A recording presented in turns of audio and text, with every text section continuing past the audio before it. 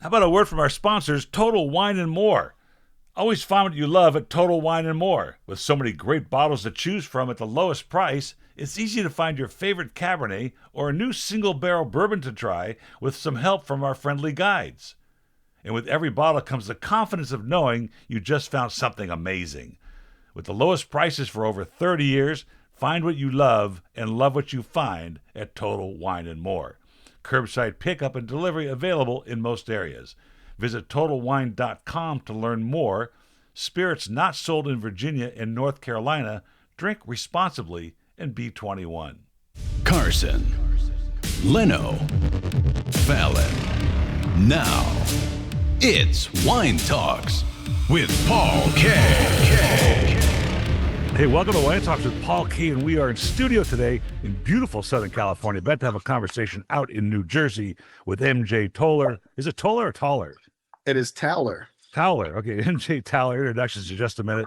Hey, Wine Talks is available on iHeartRadio, Pandora, Spotify, wherever you hang out for podcasting. And have a listen to a couple episodes I just released. I had Matthew Borges of Chateau Lagrange up at the, I think it's a Fourth Growth Bordeaux house. Unbelievable conversation. And what I thought was interesting was he is owned by corporate Japan. So he has free reign to do what he wants at the chateau and make sure he brings to the table the expression of Bordeaux that he wants. And it's an amazing conversation. I listened to that. He was in studio, actually. And another conversation with Marinella Ardelin, who is a PhD and a specialist in Romanian wine. And that conversation was really cool because I pulled out a newsletter from my father from 1981, and we spoke about Premier Sauvignon Blanc under the Soviet rule. So it's a really cool conversation, but not why we're here. Here to talk to MJ. Welcome to the show. Hey, thanks, Paul. Thanks for having me. Great to have you on. And you know, you call yourself the black wine guy, and we're going to peel that back a little bit. But interesting history in this trade. You just came from a tasting. You've been hanging around the wine trade for many, many years. What brought you here? That's the question. Why did you do this? I mean, it's dumb luck is really how it happened. I ended up meeting through my college and grad school years. Ended up meeting a gentleman named John Capon, and John Capon, his family owns the oldest wine store in America. It's called Acker Wines. It's in the Upper West Side of New York. And when I met John, he wasn't really involved with the business. He wanted to be a hip hop producer. He had long hair all the way down his back.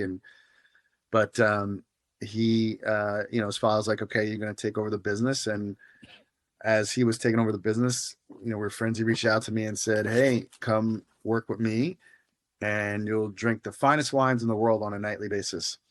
And, at that point, I was living in Philadelphia, and this was Philadelphia in the 90s.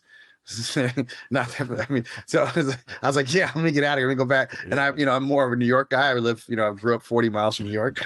So, I knew nothing about wine, but, a young man, 27, living in New York City, bright lights, big city, wine seemed pretty alluring. Yeah. That's an interesting concept there because, you didn't know anything about wine. You weren't part of the wine trade. When I started with my father in '88, I did not consider the beverage. It was business for me. Mm-hmm. But something bites us, something comes around and you got kind of go, this is pretty cool stuff. Was this now on the floor? Were you working the floor at the store? Yeah. Yeah. I mean, so this was back when Acker was a family business. Mm-hmm. And I think they had done one wine auction. They tried to do one auction either early 90s or late 80s with his father, Michael. But John kind of saw this in the 90s, NewYork.com, lots of young guys with money coming in, wanting to get into wine. And he kind of was looking at the wine auctions. But I did start on the floor. I mean, I will tell this to people, and I've said it a lot during my podcast with all my guests and all my IG lives that wine education for me is a very interesting thing because I tell people I'm way overeducated and don't use my degrees. And then, for me, wine education on one level has become a commodity because when I started, like I got the bug bit me just working on the floor. It was just so exciting. New York City, Upper West Side. We had a great clientele. Um, but I had heard, that's the first time I heard about a master sommelier. And at that point, in 97, 98, there's maybe like 3 master sommeliers in the United States. Mhm. Like it wasn't a lot. Like there were some, and there weren't a lot of sommeliers. But if you were, it was just the guy who knew the most about wine at the restaurant, That's right? right. I mean, I had Kevin Zraeli on. You know, he ran the biggest wine program in the world, Winners on the World, and he has no quote unquote formal wine education. He kind of started it in America with the Winners on Wine School. So it was for me. I was a bit of a know-it-all, and I was like, I could never know all this. Like it was just so exciting to and it's a beverage, right? But how can grapes taste like strawberries or blueberries or blackberries or bell peppers? Like it was those things that start, and you know, and then getting introduced to the concept of terroir and different soil types, and I was like, this is so freaking cool. I want to ask you this. This is an interesting question. I just read a post on LinkedIn by a young girl who, I don't know, sometimes history repeats itself, and sometimes, you know, what we don't know kind of shrouds our opinion. But she thinks that wine academia needs to shift gears. It needs to change. It needs to be. I'm not sure I understand her point, but it does draw us over to the master somm, the master of wine, and the diploma W set, which I think are important paths to academia in wine. They certainly don't teach us how to sell wine or understand consumerism necessarily. But how do you feel about the idea of using those as a path to wine knowledge? Well, I think this is just me because of who I am. Yeah. Like if I'm interested in something, I'll go out and study it. I read, you know, I actually have a law degree, Paul, and I've read more books outside, and there's a lot of reading law. So I read more books outside of law school on different topics than I did in law school because I was more interested in it. Right. So and you know, like I said, I've done a lot of things, and I stepped away from wine for a while. And at one point I worked in education, and I just saw these parallels. I'm like, wow, we push people to get degrees, but the degrees don't necessarily mean you have the skills to be in the field. That's correct. And so the point I want to finish, and it ties in this, it was like I've always said the best way to learn about wine, if you want to be in the wine business, go work wine retail, because that's where you'll learn the most, because you're dealing with wholesalers, you're dealing with customers, you're dealing with different tastes, you're understanding, you understand the business side. Like, you know, these bins, our floor stacks, that's our highest profit or whatever, or that's our loss leader. But you also learn you have to be able to deal with people. And I think that's what gets lost, because a lot of people have the wine education, but they have no people skills. This is a people business, right? You could be the most knowledgeable on Burgundy, but if you don't know how to conduct yourself on the floor of a restaurant, you're not going to make it as a sommelier, right? Like it's about personality, it's about reading people, it's about anticipating their needs, and that's not taught in any curriculum of any kind in any school. Not taught, medical school, law school. It's not taught, right?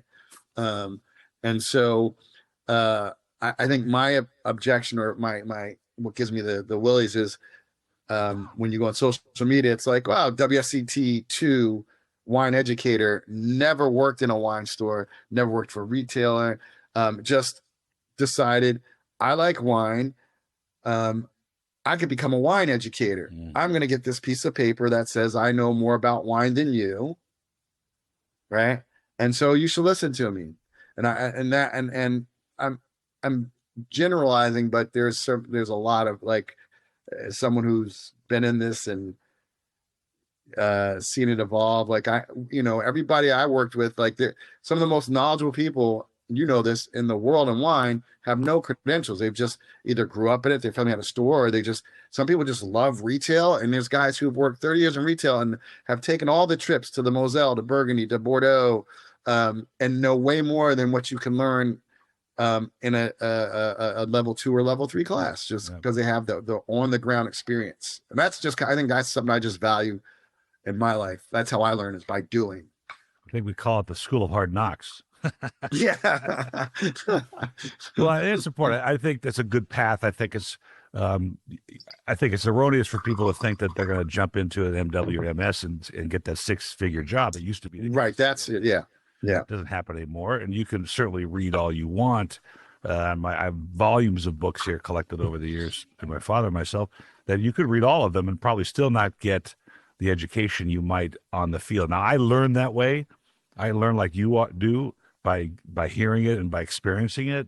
If I read it, I'll forget it like by the time I close the book. But if I'm working it and I'm having those conversations, but I still think it's an important path for some people to do this. And here's my romantic view. Maybe you agree with me. I have this romantic view of wine that, like, if there's no profit and it was just like produce the best you can produce because of the value of a glass of wine to our soul and connects us to the earth and all the things that we talk about, and that's just not realistic, right? Right.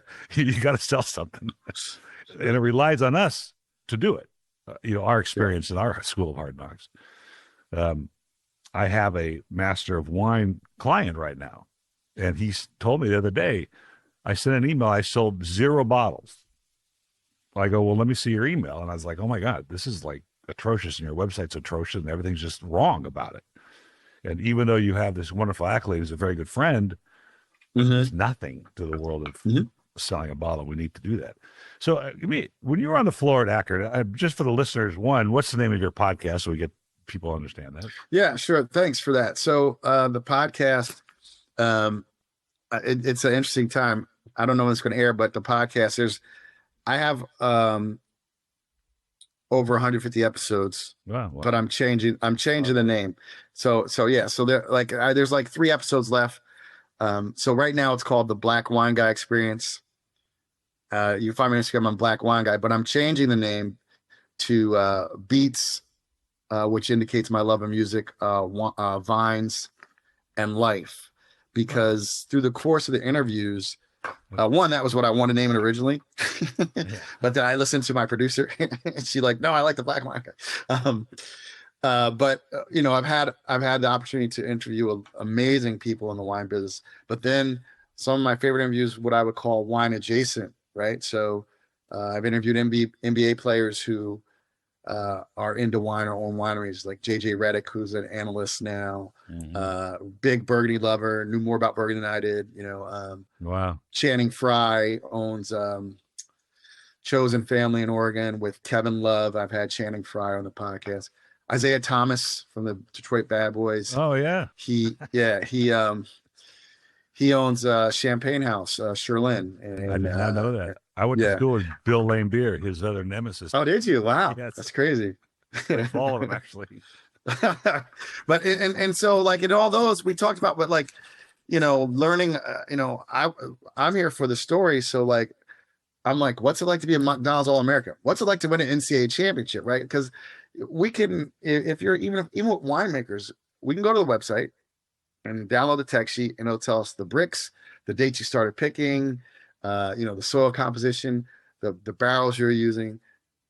That's information that's readily available. And one thing I've enjoyed was talking to people about their life. And so when I with the name the Black Wine Guy, I've had people like, well, I'm not really into wine. So I wanted to have fascinating conversation with fascinating people. Now, wine is ultimately the conduit, right?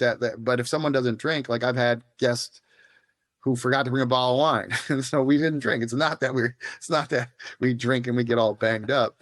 It's about sharing this beautiful beverage and getting the story. So yeah, so it'll be called Beats, Vines, and Life. And for people who already subscribed, when I change it, you'll get it notified. But yeah, and it's super exciting. I have a lot of great guests. That's really. I already have some episodes in can. Yeah, we're having the same parallel problems. Wine talks is not always about wine. It's some pretty cool stuff, and some conversations that evolved well past that. And so now I'm struggling with the same idea. I have this wonderful. I have this idea that I want to produce conversations with stories of immigration success in America from all walks of life. And, there's some really incredible stories to tell. Like my wife's uncle who passed away, and I wasn't able to get him on the show before that, invented this straw that bends. I mean, this is an incredible story. So, Right. That's the stuff I love. Yeah. do we start a new Yeah. thing, or Well, yeah. I haven't decided. Well, if you just, I mean, that's what I did the research. When you rename it, it just changes in your RSS feed. So I want to keep all my content. But yeah, it was just, and we said, I'll be frank, like, you know, my podcast is in the top 10% when it comes to downloads, right? But like attracting sponsors by taking away wine, I think that opens up to lots of other sponsors who might think, well, I'm not in the wine, you know, and put me more in the luxury category. I can go to Lexus, or I can go to Toyota, right? I can go to a bank, and they're not feeling like this guy's just drinking wine with people, right? Like he's actually having compelling conversations about life that people listen to. That's a really good point. You know, and you said something earlier, which is exactly right. And it's about the story, right? And I tell people the story can't be, whether it's wine or the conversation you have about life or basketball or whatever paths your guests are taking, but the story can't be, at least on the wine side, hey, I got this wine for $3. Right. It's not really a story. Right. But you have an NBA player who's making wine, who's interested in wine. You've got another NBA player who's an expert on Burgundy, which is an amazingly complex part of our industry. Mm-hmm. That's a pretty cool story to tell. Right. I think people want to be educated. They want to be entertained. They want to be inspired by these stories. And I think that's a brave move. So, well, how about the Black Wine Guy side of this? You know, I'm going to be going to the African American Vendors Association event in Napa on Sunday. And cool. Yeah. Say what's up to my girl, Angela. Yeah. Angela McCray. She was on the show recently. And I reached out to the African American Vendors Association like in 2003 or something. I can't remember the last social problems that we had where this, and I wanted to put a wine in my club, and I was buying a lot back then. Not as much when I sold it, but I was buying a lot back then. And there were like 4 members or something, and now there's over 200. Yeah, probably Mac Miller. I mean, it wasn't a lot. Yeah. So tell me about the headwinds. Have you had headwinds with the show because of the name and what you're doing? Because I'm trying to peel all of this back, and I want to have these. Yeah, no, this is perfect. Thanks for that. I mean, no, I love this question. It's a joke. The Black Wine Guy is a joke because, like, when I started in the business in '90, I mean, there still aren't a lot of people, Black people or people of color in this business, but like, I would be the only Black guy there, right? And so, you know, people don't understand everything has a long history. So political correctness did not start. It started a long time ago. And so people be like, there's this guy, he's from New York, he wears glasses, he went to law school, he's 5'10", like, and if you said, yeah, who was a Black dude from New York? I then they'd be like, oh, MJ, right? Like, so when I started in the vertical or the niche of wine or on Instagram, I went on and I was looking at, people had all these crazy names like Texas Wino with EAU and some of the names that I saw the Black people had were like Noir Wino, Chocolate Som, blah blah blah. And I'm like, what are you guys idiots? Black Wine Guy. Like I was the wine guy who was Black, right? So it's really tongue in cheek, right? But to your point, yeah, there were people who, when they followed me, I think some people started following me. They thought I was going to be Black Wine Guy, like John Carlson, Tommy, like Black Wine Guy. We need more like fighting to bring down the wine-tocracy. And so I think a lot of people unfollowed me because they weren't satisfied with the Blackness of the content, you know, or people like, why don't you feature more people of color in your podcast? Because I'll have like 20 episodes, right? And so you know, the reason why I did so it's really tongue in cheek. I mean, I was at the Vignes event last week in New York, and I'm in the seminar, and it's a bunch of journalists. And there's like me and another Black guy, or he might have been Indian American, but he's brown on me. But and I'm like, and so for me, it's like it's just funny. Like, you could just say, who was the Black dude at his taste, and I'm not going to be offended, right? So I think more people are offended by it. They take it the wrong way. Well, what do you think? Than What do you think just those tongue in headwinds cheek. were? I mean, it's an intimidating subject, Yeah. by any means for everybody, and even women in wine is a subject that's very sensitive right now, and it's they've gone to maybe 25% of the winemakers now are women, when it was that's taken 20, 30 years for that to happen, and now it looks like 1% of wineries are black owned, but still it's a slow moving industry anyway. You only get one time a year to try your Yeah. trade. But is it because of the aristocracy, the general aristocracy of wine, that you think the headwinds were there originally for people of color? Or? No, actually, I mean, I've talked about this because to me, it's similar to the conversation going around. Young people don't drink wine. Well, most people don't start drinking wine until they're over 30 as it is, unless their family owns a store. Because after 30, you're either married or you are making more money and you're not going out drinking and doing Jaeger shots and pounding pitchers of beer with your boys, right? And so, and I've said this before. So when you understand, like when you look at wine, the issue with wine is it costs a lot of money to make wine. I don't think people understand how much it costs to produce wine, right? Particularly here in the United States, it costs a lot of money to produce wine. And so, and that just is what it is. I don't know how you fix the fact what land costs in Napa or Sonoma. You can't. So who has that money? A lot of rich dudes, a lot of rich white dudes in America, right? But you look at it though, right? So that's what when people talk about, oh my God, the diversity, I'm like, well, no. And I said to Channing, I said, Channing, bro, you played in the NBA, man. You're a freaking multimillionaire, man. You're a rich dude who's making wine. That's what it is. Yeah. Rich dudes, rich people. Some rich people like to make wine. Doesn't matter what the color is, right? That's right. And so, really and then also when you're younger, and I said, and in the podcast I had with Channing, I said, come on. I said, man, listen. If you got $30, you're gonna buy the 1.75 of E&J. You're not gonna buy a bottle of wine and share with your boys. It just the economics of it. Because I think a lot, as I love wine, I geek out, Paul, and I'm sure you do. But I have a good friend who's a winemaker, says it'll get you drunk, right? So if you're drinking to get drunk, you're not, and you have limited funds. It's not like, oh my God, we need to try this Trousseau from the Jura, guys. Listen, right. Just if we all put in. There's 5 of us. We're all put in $10. It's 44 with 10. It's 47 with 10. We're gonna enjoy. We'll all get a glass.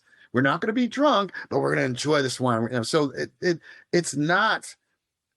I said people think it's not a race thing. It's a class thing. That's the biggest thing in America. People understand we have classism in America, and then certain people fall within that, disproportionately.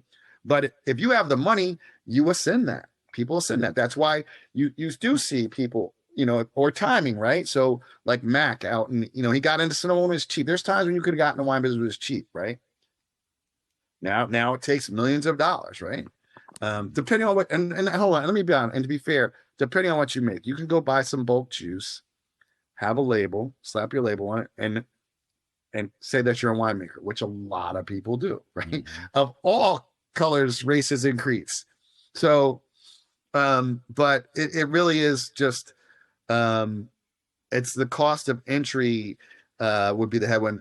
And for me personally, people I didn't, because of where I worked at Acker at such a prestigious store, mm-hmm. people like he must know his wine. I was never looked down on because people assumed they would not put a guy on the floor who couldn't handle this. That's true. So that was, I think, opened a lot of doors for me.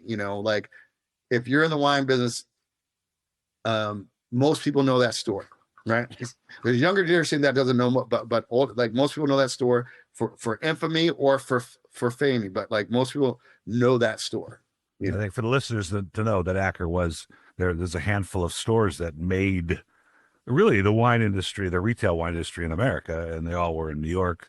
I like to say my dad's store in the 70s was an important one for Los Angeles, and it was one of the top 5. But the stores in New York were clearly the trendsetters of the wine pace in the 70s and 80s. So Acker was one of them, and it's as an accolade. But actually, it's one of those retail stores that it actually is a resume prominent thing to put on your resume that you. Oh yeah, no, it I mean it, I mean, like people go, whoa, you worked at Acker? Like that's how people, treated me, But you said something earlier, which I think is really important. I think what you say is really brilliant, actually, because I've never thought of it that way, that the cost of entry into this, we all know, is expensive. You and I could never go to Napa and spend $1 million a planted acre and then expect to sell wine. I mean, just brand building. I think, and of all the industries of all the world, brand building is probably the toughest. Maybe it's this, salad dressing and toothpaste, because you're up against Procter and Gamble and Paul Newman. Pretty different. Wine is probably up there. I think I just read an article, there's over 1 million brands at any given time on the marketplace between Europe and America. And I think the TTB approved 180,000 new labels last year. And going to your point about, buying bulk juice. Yeah. For the listeners, you and I could start a winery tomorrow. We go find some juice from Chiretti or one of those suppliers, send it to my winery where my license hangs, bottle it up. And then that's great. Now we've got, 10 pallets sitting somewhere with nobody buying it, but we were able to make it. But I think part of what you're saying when you're talking about buying, $30 and you're going to buy a, 1.75 an E&J brandy is, I think every generation eventually comes around, at least this percentage of a generation will come around and say, gee, there's something really cool and ethereal about this glass of wine, and seek the knowledge of it. And potentially they're not going to geek out like we have and had to learn and figure this out. But I think that's why wine's been here for 12,000 years or 6,000 years. And I mean, it's not going away. You can put it in a can if you want, or put it in a Tetra Pak, or you can add flavors, but I don't think it's going away. Yeah, it's not going away. I mean, another thing I said before, I was like, whatever, religious or not, the first book ever printed was the Bible. That's right. And there's only one alcoholic beverage in it, and it's wine. Yeah. I mean, I actually calculated once while I was at church, and the pastor was talking about that story. It was years ago, and I looked up in the Bible. I think it was the back, and there was this equation for that vessel, whatever the vessel was that they turned the water to wine. And so I calculated the gallonage.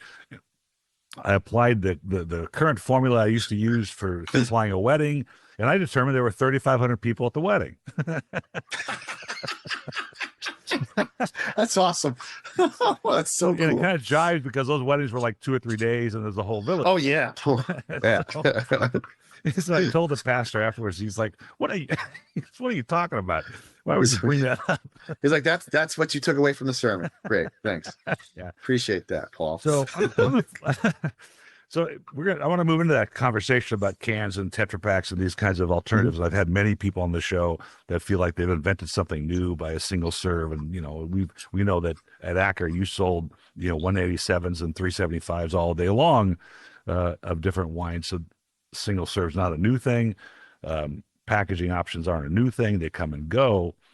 But when you were selling on the floor of Acker, how have you sensed that consumerism has changed? I mean, we know it's changed a lot, but what were those conversations like when people walked into that store? So this is 1997, and there's a lot of money in New York. The dot-com bubble was in full effect. And, and this is, Paul, so I learned, and people, and I think sometimes a customer gets offended because they don't understand. This is the Michael Caponto, the best question you ask. You're very nice. Welcome. What are you looking for? And then you say, how much would you like to spend today? Because our whole thing was, we want to give you the best bottle of wine for what you want to spend, right? So, and people are, and so. At Acker, it could Upper West Side of New York, it could range from people wanting to spend. Back then, like 97, like I don't know if you remember Protocolo, but Protocolo was like $2.99 a bottle, and it was so good. I think Protocolo is $5.99 a bottle now. It's a Spanish wine, but we would have, we'd have our, there's so many solid bottles of wine historically in the 10 to 15 range. So that's why you ask, but sometimes people, would be like, you know, it's a special occasion. What do you think is the best? And you have to go into well, there's no best. What do you like? You know, or you know, type conversation. But we were a store. I want correct. We didn't sell 187s. We did have splits because of good wine, but like New York was very different. You couldn't sell beer back then in the street. It was just wine and liquor. Yeah. And we didn't even sell a whole lot of liquor. Like we were, I mean, they were hardcore. We had like, you know, we'd have, you know, if we had Absolute vodka, it was $4 more because we didn't buy the 100 case deal that all the liquor stores, the package stores would buy, right? Mm-hmm. So people like, and we would have it in case someone's going to a party, they want to get a bottle of champagne and grab some vodka. But you know, we had no problems. Like it's cheaper down the street, man. We don't sell liquor. Like we sell wine, right? So that was I think was an interesting conversation with people. Like you don't have Johnny Walker Blue? No, we don't, because we don't sell. It's not what we do. But was it educated clients? Were they looking for, you know, first growth Bordeaux's? Were they looking for just solid quality wines? You know, the internet has changed so much with consumerism. It's a freaking whack out there right now. So everybody's looking for a price. And I'm just wondering if they came looking for an experience. I think when people came to Acker, they were coming looking for an experience, right? It was a destination. It was a well-known store. It was known for being high end. Mm-hmm. I think people came. I mean, I've been in there now. People get mad. Like people go mad. Like people would go on to Acker. I was there a couple of months ago, and people were like, you know, you don't have Josh? No, man, they don't sell Josh. Like, why? Like, you know, what are you talking about? The store's still there. The store is still there, man. Didn't one one of the big ones went out recently, didn't it? That was Morel's. Morel, yeah. They, you know, because you know that becomes an issue with you know, what's that called? It is called, yes, it's called venture capital. Uh-huh. So some guys who liked wine, you know, bought you know, bought in. Yeah. And you know what they're doing. You know, I have found over the years, and this is my 35th year, that this whole business is about the passion. Whether you're making it, wholesaling it, serving it as a somm, working behind a bar, much like food hospitality, it's all about the passion, because you wouldn't do it. Yeah. You can't apply masters of business school lessons. You can't apply maybe what you learned at Coca-Cola beverage to the wine business. Right. I agree. Because it's so emotional. And, you know, and I think I've said this before to get myself in trouble, but I think I've said before, you know, a lot of people who are in the, you know, you go to some of these bigger corporations, they don't even like wine. It's just, you know, at that level, you know, they're the spreadsheet readers, right? And they're looking for margins. But like, if you're on the floor, if you're front facing with people, you got to love it. Mm-hmm. You got to love it. And to put it in the bottle. Oh my God. And those people, I mean, you know, you know, the people who make wine, I've interviewed I interviewed a vineyard manager, Ruben Solorzano, Mexican descent. And I interviewed another cellar master a few weeks ago. And you know, when Ruben works for Stoltman Vineyards up in Santa Barbara. Yeah. And the son, Peter, realized like none of the vineyard workers drank wine. Like they drank tequila. Like they weren't connected to it. He didn't like that. He's like, no, you didn't understand what the joy this brings people. So they ended up creating a whole program where Ruben and the it's called Quadrillo, the squad. They created a label for them. They're half owners with the Saltman. And I think that's great, that type of thing, because we don't have an industry without people doing back-breaking work, cold as hell at night, picking grapes, cutting themselves. I mean, I said, you guys, you know, you want to make some money, call the harvest diet, right? And you can invite civilians in, and in 30 days, they'll lose 30 pounds just from working. Right? That's very funny. Well, you said something very important.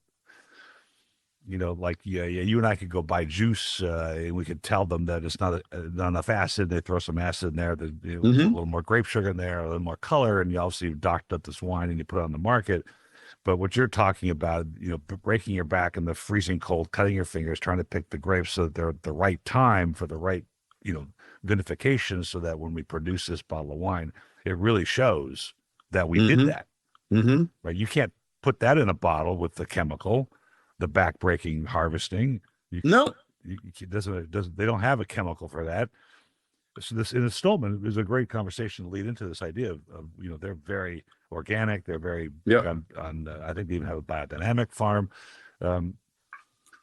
How is that for that industry in your side of things? Do you see an organic movement, the biodynamic, people asking for it? Do they ask, hey, MJ, you know, what do you think about, you know, organic wines? Or this hasn't really, I mean, certainly it's popular, but it's not a huge. Yeah.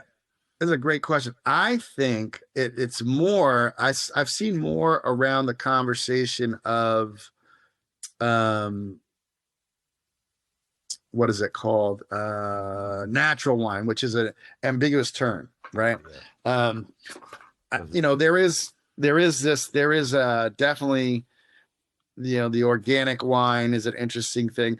And what I tell people when they're asking for things like organic wine, et cetera, and so on, I'm like, you know, first of all, you need to understand it's not as rare as you think. I said, but you know, there's tons of people who make organic and biodynamic wines. They don't label them that way because that's not how they're trying to sell their wine. So my thing becomes, are you trying to make the best wine? Are you doing it because you want to make the best wine possible?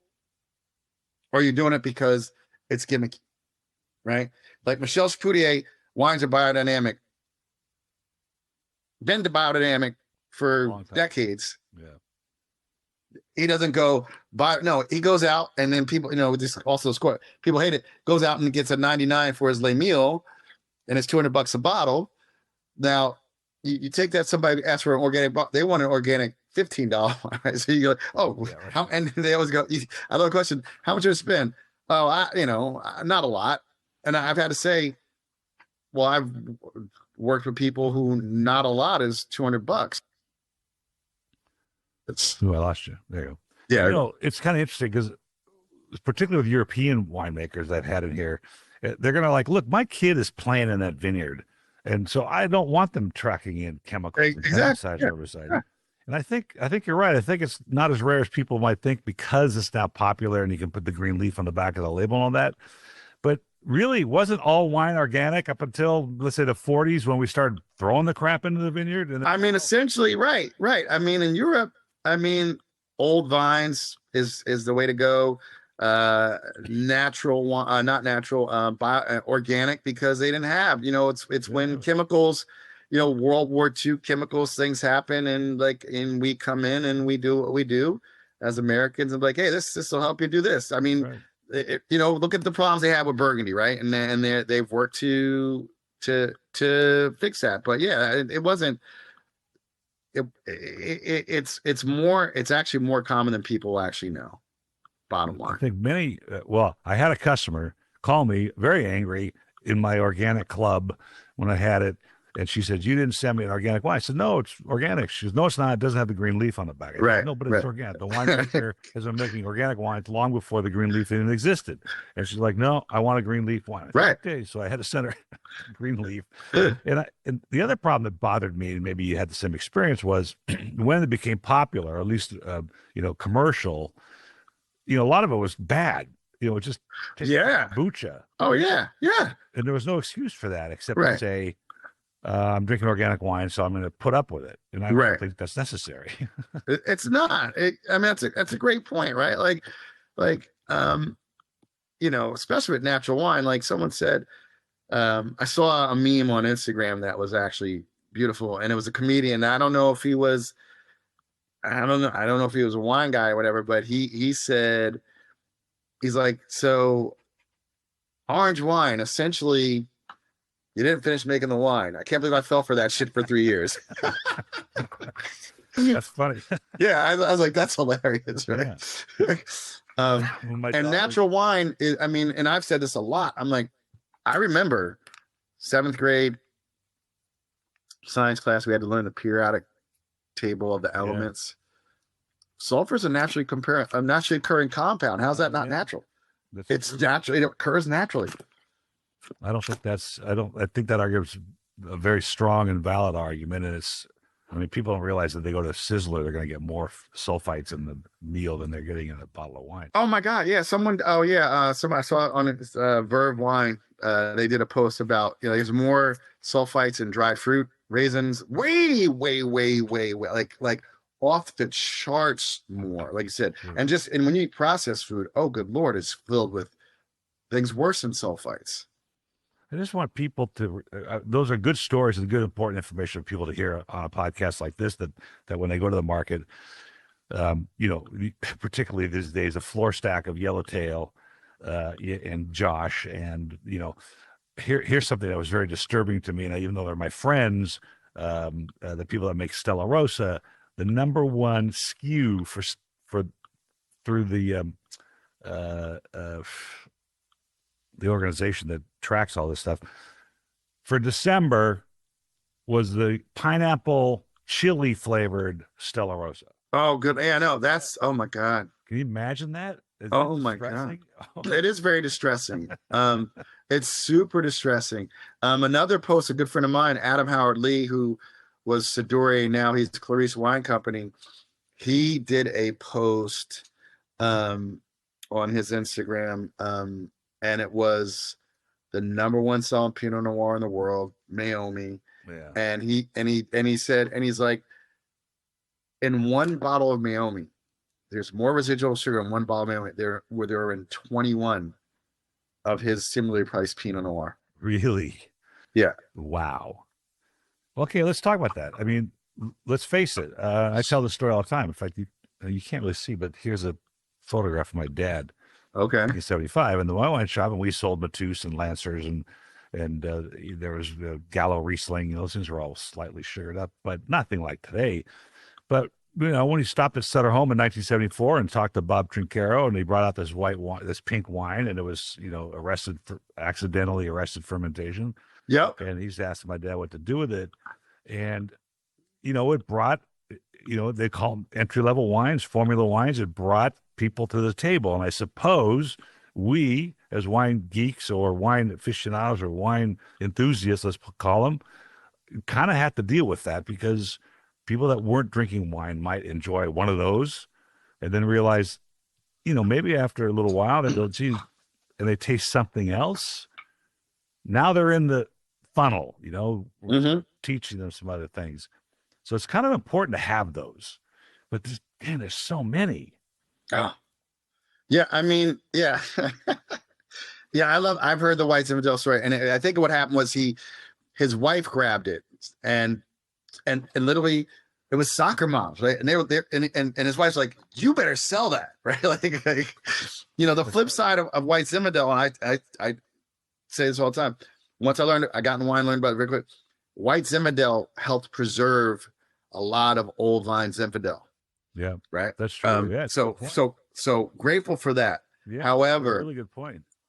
And even when I had learned too, Ian J. Gallo, Hardy Burgundy, that was like old vine field blends. Like it was just, so it was actually really good wine, but it was. But that being said, yeah, now it's become, Taco Bell had a wine. I don't know who it was. Maybe it was Barefoot had a Oreos cookie and cream wine. There's things that don't go together. My dad used to put the Gallo Hardy Burgundy in his blind tastings on Tuesdays, and sometimes it would do really well. I know, mess people up, right? And I have a funny story with Barefoot. Mike Houlihan came to my office. I just started with my dad in 1989. They had just taken on this 40,000 gallons of wine that was a debt. And he came to me. He says, "I've got this wine. We're going to call it Barefoot Cellars. We're going to call it the Chateau Lafite, FEET of California." And I go, he was a hyper dude anyway, still is. And I called my dad from the office. I go, "You won't believe this guy just came in here. It's the stupidest thing I've ever heard. You're called Chateau Lafite. I mean, how ridiculous." And then it goes on to be the biggest brand in America. So I was wrong about that. But what's next? What's next for MJ? What besides you're renaming your podcast, which I think is a great and brilliant idea, actually. I'm going to consider that myself. What's next for you? What are you working on? Yeah, thanks for asking. So what has emerged and it came out of I had on guess my podcast were Dottie and John Dorothy and John Gaither, who were the wine writers for Wall Street Journal for like 12 years. And they had came on my podcast. Wonderful guests. And after the show, they're like, "MJ, this was amazing. Like, you're a really great interviewer." They're like, "We've been on Good Morning America, the Today Show, all these shows numerous times." And so they wrote an article about me. And when they wrote an article, it was like, what makes a great interview? And I realized that I had a talent for this.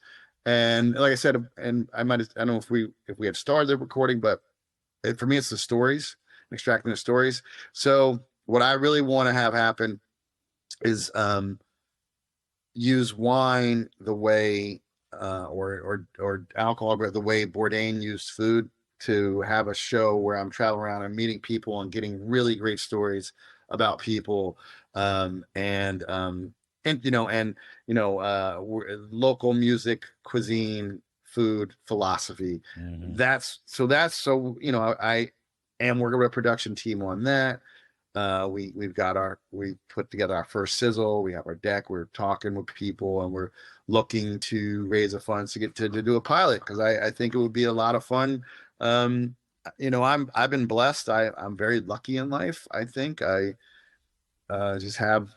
fallen into some really good shit, for lack of a better term, and I look at my life and, I got a friend who's a Harlem Globetrotter right now, Paul. It's like my life is just weird. Like I know 100. No, actually, Sweet Lou Dunbar's son. Sweet Lou Dunbar. His son, Louis Dunbar Jr. is now a Globetrotter, and I'm friends with him. And I know 100 Point winemakers, and then I know Harlem Globetrotters. Right? That's awesome.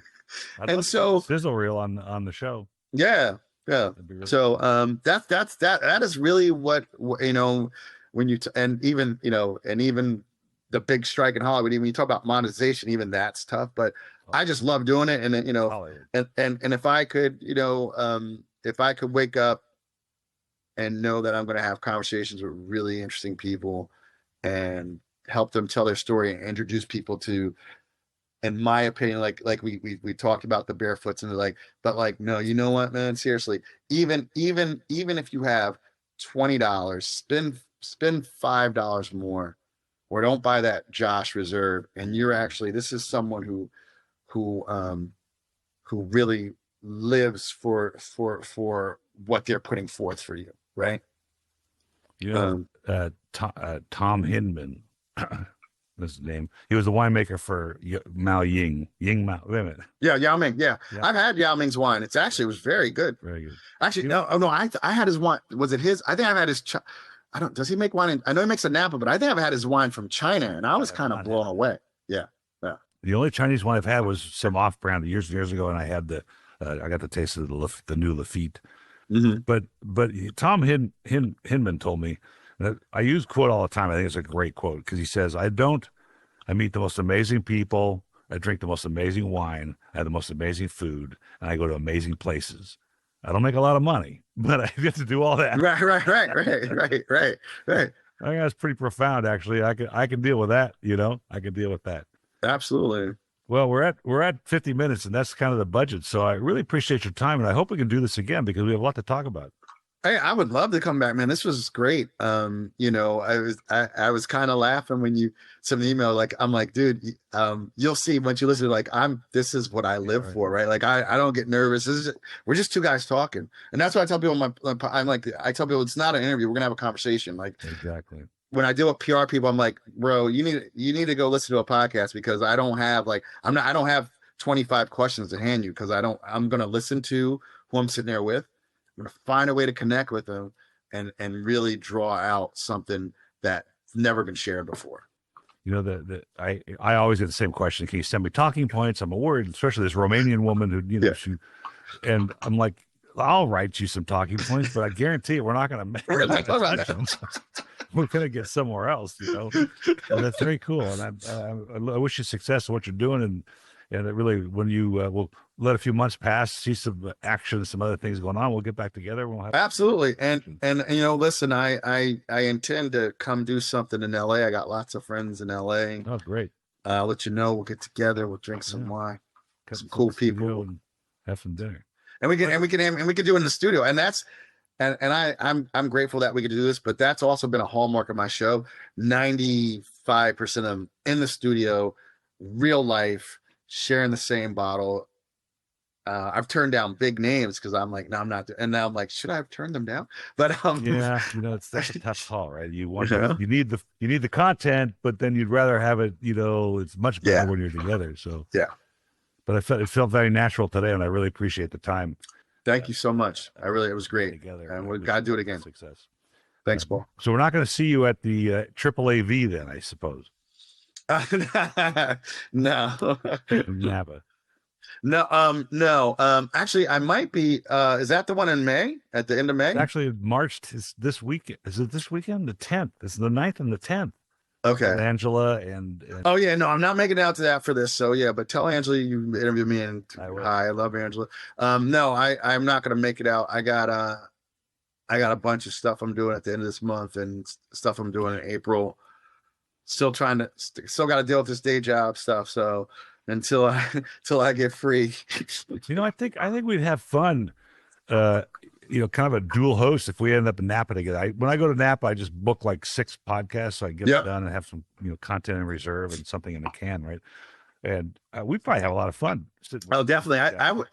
We're Paul. You know, that would work. It was one of the funner interviews I've had, man. That would work. I think good rapport. We would ham and egg it. Anyway, I appreciate the time. My pleasure. See you next time. Take care.